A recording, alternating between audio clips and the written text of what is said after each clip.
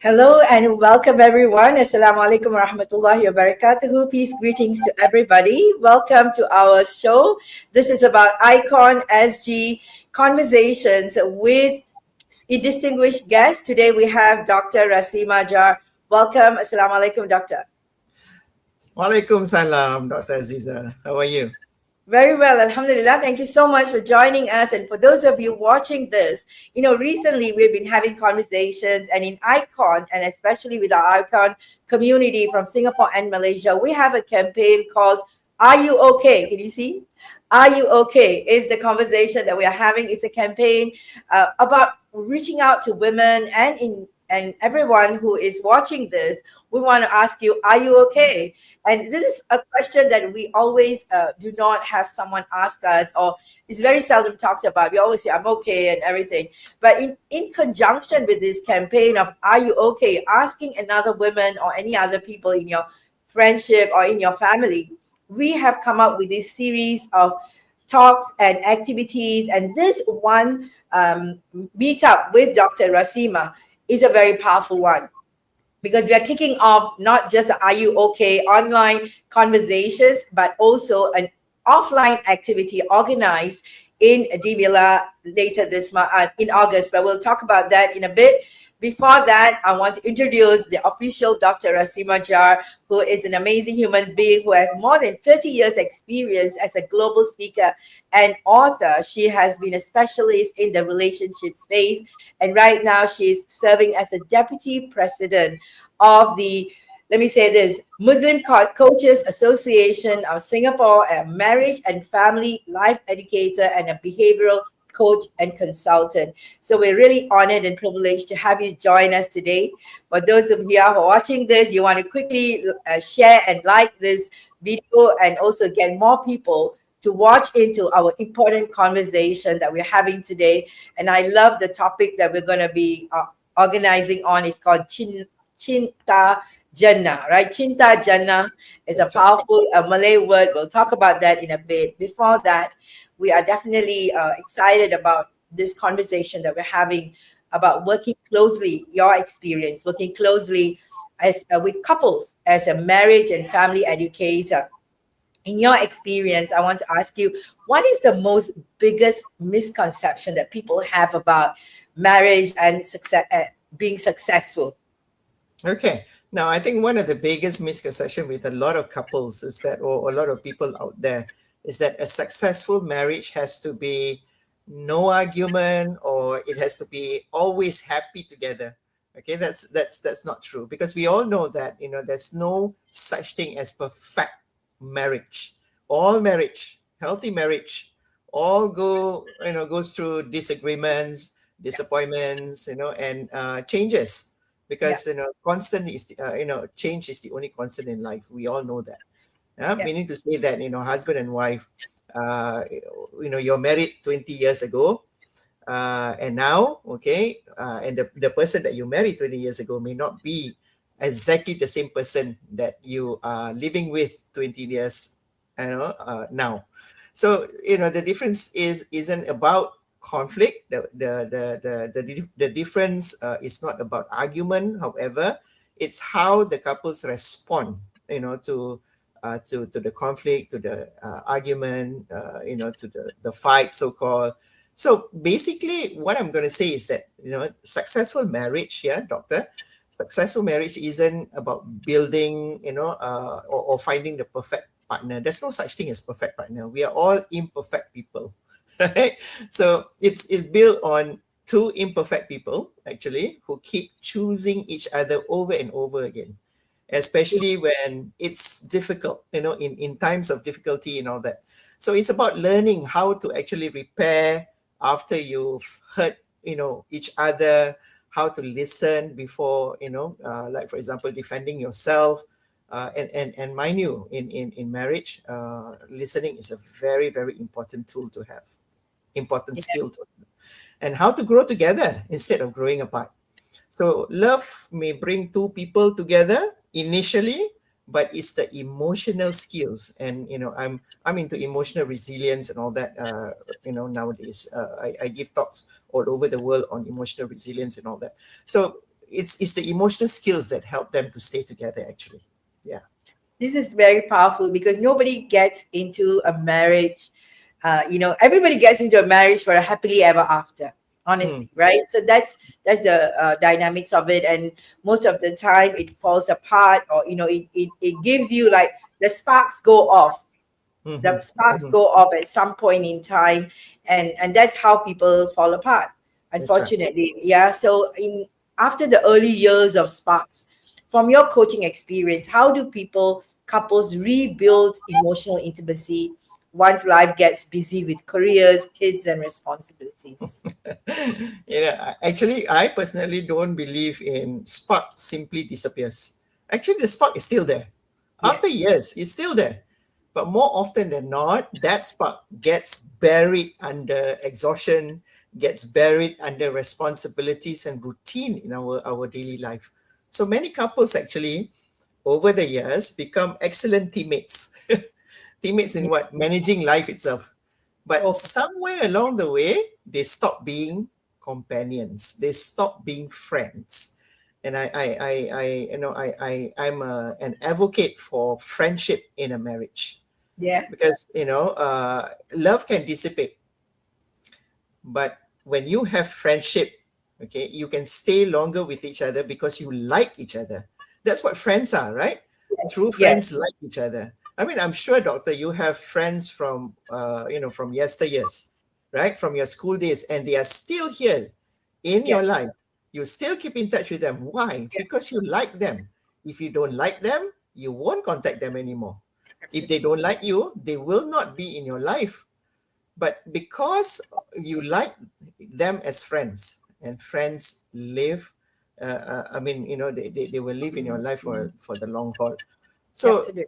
yeah, and back to the question, rebuilding emotional intimacy actually doesn't usually begin with grand romantic gestures. It's not. That's the Hollywood, the Bollywood kind of I love, like that. right?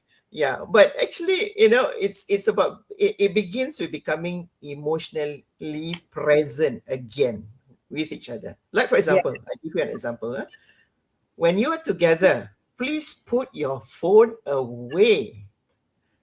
Just sit together for about 20 minutes every day, regardless whether you're tired or you're not interested. You make yourself interested to be with that person, right? In English, they always say, fake it until you make it, right? Okay, but don't fake lah. Huh? Sit together for 20 minutes, ask each other, questions like, how's your day today? What is going on, with your day today, or what are you really doing at the moment, in your life? Because sometimes we have to ask that, just like we ask our friends. Because when Are we are you together, okay?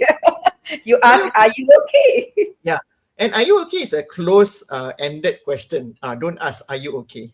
Because Okay, when you then say, what are should we you ask? okay? Maybe we should get Yeah. it from you. Because when are you okay, the answer is going to be yes, no, or okay, Well, but it will open-ended help question, us meaning to open say up a that, question. yeah, open up, yeah, meaning to say, how's your day today? They have to tell you. They cannot say okay, I mean, they technically they can, but they will usually tell you more, right? So listen without trying to fix anything. Okay, sometimes, when your husband or your wife come back to you, and sometimes they just need to pour things out, right, from Yeah. the workplace or whatsoever. And sometimes, and this is, I always tell the couple, and I make no apologies, usually the men, when the woman comes back, and sometimes need to rant, or sometimes need to, to just say things out. And yes, I can understand the man's point of view. Sometimes they listen to the same thing from the wife 3 4 times, 5 times, and as someone who is more practical, logical, okay, they tend to feel like, why are you telling me this again and again? Go fix it. Yeah, right? no Yeah, solution, lah. so, And they'll give you solution also. yeah, exactly. So, sometimes what your wife wants is just for you to listen, and that's it. So listen without trying to fix anything. Laugh together again. Humor is very important in marriage. Absolutely, absolutely. Yeah, and even Rasulullah SAW, he's Allah. humorous at home. Okay, he jokes with his family, Yeah. right? Pray together if you can. I mean, this is because when you pray together, you're emotionally connected, spiritually connected. Okay, Absolutely. I and think that's the strength that a couple can give to each other. yeah, and another one, very simple thing to do. When you are walking with each other, hold hands. Your husband and wife are. This is what I notice sometimes when the person is not married yet, right? Boyfriend and girlfriend, they hold each other's hands so tightly. It's like they want to bring that hand back together with them.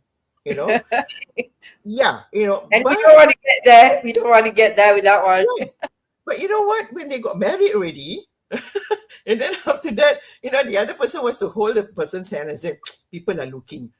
Hello, you're halal already. Why you Yeah, bother about people looking at you?" exactly. Exactly. Exactly. So yeah, so actually intimacy isn't created by having more time with each other, not actually. It's created by becoming more intentional with that time. So Actually, people I love always, it. yeah. I love it Mm, that you talk about friendship first, because mm, one of my nephew is trying to find a partner, and mm, he was talking to me that he wants to get that spark and everything when he meet this mm, person. I say, actually, spark aside, is mm. is this person able to be your friend forever? This is a very important Hey, question. And you yeah, find a partner who you can be a friend forever, and then every spark will stay, as long as you want to keep it together, right? yeah. I mean, I counsel a lot. I counsel people. I do a lot of couple coaching, therapy work, and all that. And Yeah. one thing I notice is that couples who are really good friends with each other, they forgive each other quickly, because that's Yeah. what friends are. For example, if you have a very good friend, right, your best friend, you tend to forgive your best friend much faster than you forgive other friends.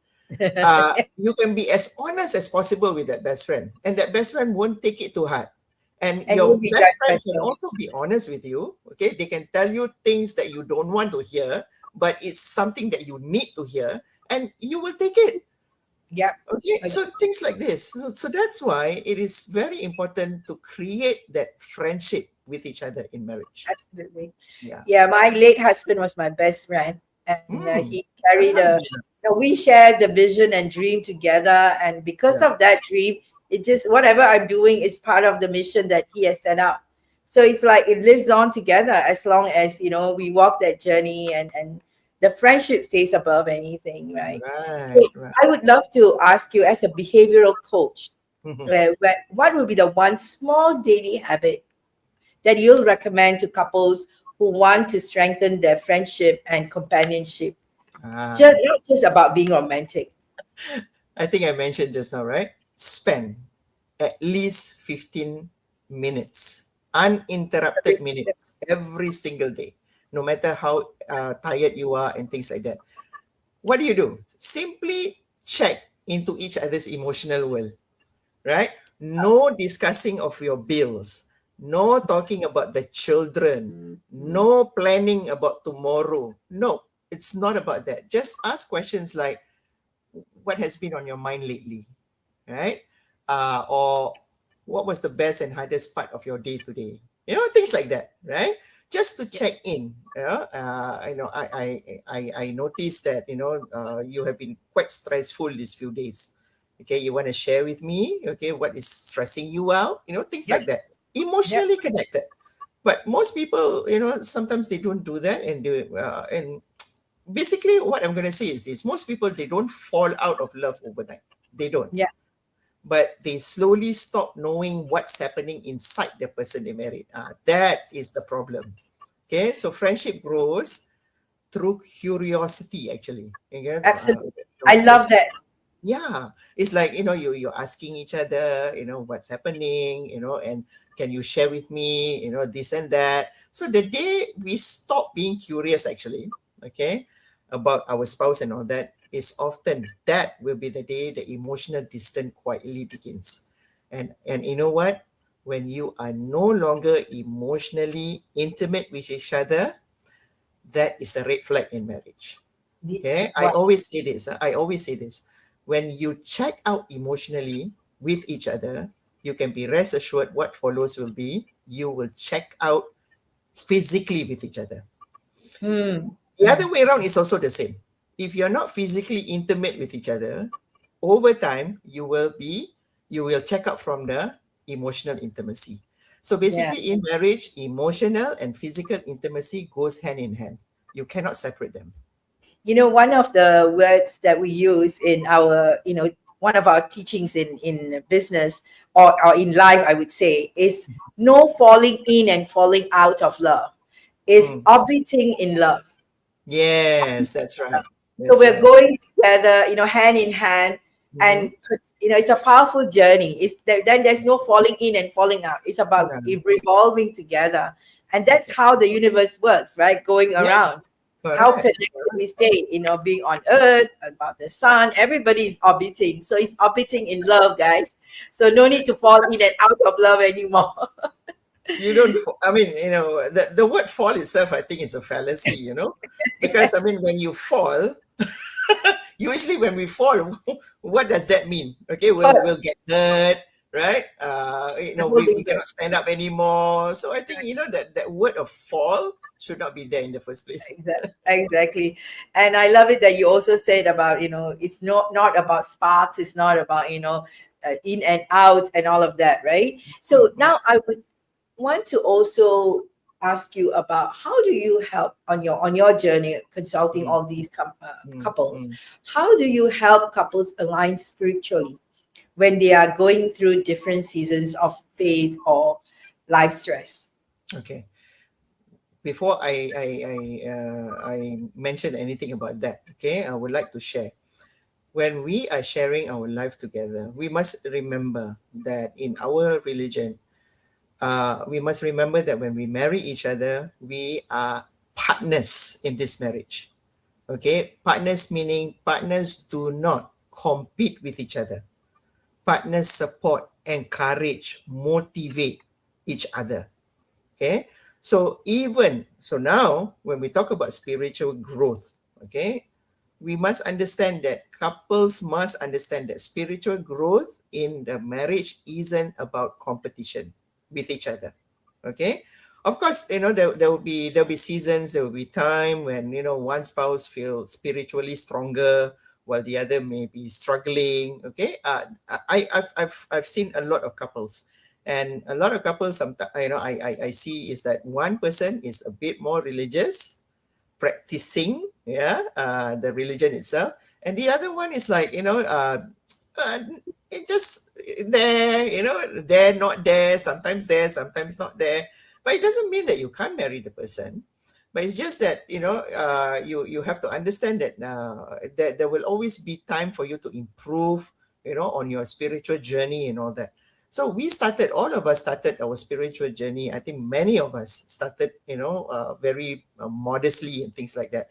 But we have to understand, okay, again, we have to understand that, when sometimes one spouse feels spiritually stronger and the other one will be struggling, feeling distant, sometimes emotionally exhausted. So don't judge. Basically, nowadays, young people, they always say hashtag don't judge. Huh? So, Yes. so instead of judging one another, no, don't do that. Become that source of encouragement. So if you feel that you are the one who is more spiritual, spiritually stronger, then you should see that that strength of yours have to complement, meaning that strength of yours, to help the other person, to help the other person's weakness. So basically, in a marriage, your weakness, okay, your strength is to help the other person's weakness, and the other person's strength is supposed to help your weakness. So you Mm. are complementing each other, you're helping each other out. But sometimes, leading spiritually isn't about giving advice, because some couples, they like to give syarahan, that kind of thing, right? And then they like to quote, certain verses and things like that. So sometimes it's not about that, because sometimes all those things, even though we do not want it to be that way, but what I mean is sometimes, when you keep giving advice, keep giving quotes and quotes and quotes, sometimes it can it can actually make that person be stay away from you even more, Yeah. not drawn to you, but stay away from you. Yeah. Okay, sometimes it's so spiritually isn't about giving that, but sometimes it's just sitting beside your spouse, making dua together. Okay, showing kindness. These are all sunnah, isn't it? Yes. Showing kindness to each other, understanding, offering your patience, right? And simply reminding each other that Allah's mercy is always greater than our struggles. So Yeah. that kind of encouragement, it's okay. You're not there yet. It's all right, but don't feel bad, because it takes Rasulullah 20 years, or about 22 years, to perfect that, that God's teaching and all that Yes. into our book. So it's a journey. Spirituality is a journey. So when couples stop asking who's doing better spiritually, they should actually start asking, how can I help you draw closer to Allah? How can Yes. I? Yeah. Absolutely. And that is why, this topic is a big one, actually, because if you're going to start, it should be starting from like, how do you choose a spouse that is aligned to your values or the spiritual journey you're That's at, right. Yeah. and without compromising, and comparing all of that. So that's a Mm, whole different conversation before we get here, right? mm, So that's mm, why I think nowadays children are also finding it a little bit challenging finding their right partners because their expectations are not closely aligned to where they want to get. But mm, Alhamdulillah, as we progress today, we are actually talking about the Cinta Jannah event happening in. Let me just pull out that poster. It is mm. happening on August 15, right? Right. And let's talk a little bit about that. I would love to hear from you. What can they expect? Participants expect from this event? Well, that there'll be two speakers. So they will, they can expect obviously from the spirituality of marriage itself. Okay. And when we talk about that, it's about, how can they relive that, or enhance the spirituality. And for those who are not married, they can also attend actually, right? Because this actually, I would highly encourage the one that is not married yet to also come, all right, so that they know what to expect, they know how to prepare themselves, they know. And when they know all these are the things that they can look out for, then it is a lot easier, right, for them to to look out for the kind of person that they want, right? Because I mean, even in Islam we have been taught that Rasulullah has taught us, if you want to choose a person, okay, choose within this four thing, right? Lineage, beauty, character, the beauty of the character, not just the beauty of the face, right? And so on and so forth. And the last one, the fourth one, is religion. And among all these four, and he said, please, choose the religion, meaning to say that a God-fearing person. When you're God-fearing, that means you want God's blessing. And when you marry to get his blessings, indirectly, you will ward away, you will avoid yourself from doing all the bad stuff. Because Yes. you know you will not get God's blessing if you do all the things that he didn't want us to do, right? So Yeah. these are some of the things. So I always say, please come. The single person can always come and have that. That's a spirituality. For me as a speaker, on the other side, I will give you the psychological aspect of marriage, and the how to's of practicing, the good values, the good concept, the good skills, the effective skills of a married life, yeah, of marriage, of relationship and love, yeah. Fantastic. We so appreciate and look forward to people registering. We will put the link into the chat group. And Mhm. this is organized by Ikon SG, and we have a huge group of supporting bodies. We really appreciate the time taken for making this happen. And we look forward to seeing many of you join us.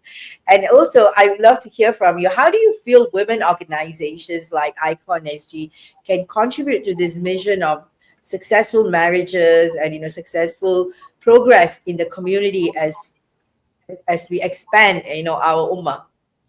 Okay, can you say that again? I mean, it's like, But yeah. how do women organizations like Mhm. Icon SG and many Okay. other there's many organizations, how do we contribute in the mission of creating successful marriages in the community?